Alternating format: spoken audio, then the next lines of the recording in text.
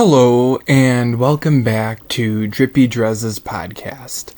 I know I told everyone that I wasn't going to be uploading any new content until March, but just recently, I found out that people are traumatized by the movie Suicide Squad, and that actually pisses me off so much because exactly 5 years ago today, they came out with a movie that literally says in the title, "Watch this if you are traumatized by Suicide Squad."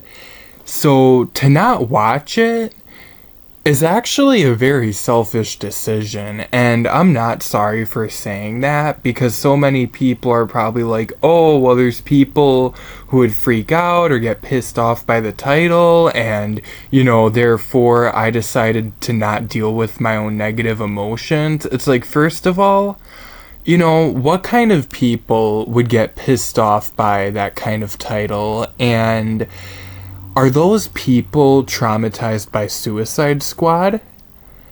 No, they're not. So, to let that influence your decision-making process really isn't logical. And I know a lot of people believe in the idea of not thinking logically, but thinking emotionally. And I think in some cases that does apply, but certainly not in this one, because it's not emotional to want to hold on to this kind of trauma for the rest of your life simply because of someone who clearly isn't traumatized by that same thing. Like, that's totally non-emotional and chaotic and just... I don't even know if there's words to describe what this is. So, yeah, if you skipped out on Birds of Prey and you are traumatized by Suicide Squad, I highly suggest that you fix that as soon as possible, because I can guarantee that any counselor that you go to, any therapist, any psychiatrist, whatever person you want to see, and whatever kind of person you call them, they're gonna ask, have you watched Birds of Prey? And you're gonna say no, and they're gonna be like, watch that first, and if you still need to talk, then we can schedule an appointment.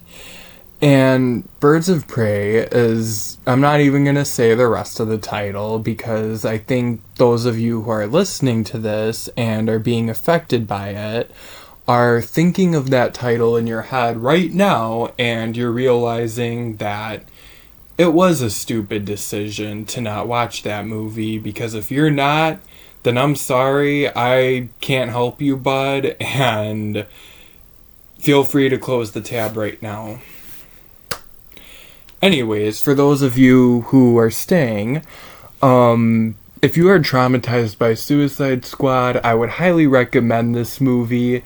Yes, there is a scene that takes place in the middle that was obviously done to show how traumatized Margot Robbie was from playing Harley Quinn in Suicide Squad, but the scene only lasts for about 2 minutes, and most women who've seen it argued that it wasn't that bad.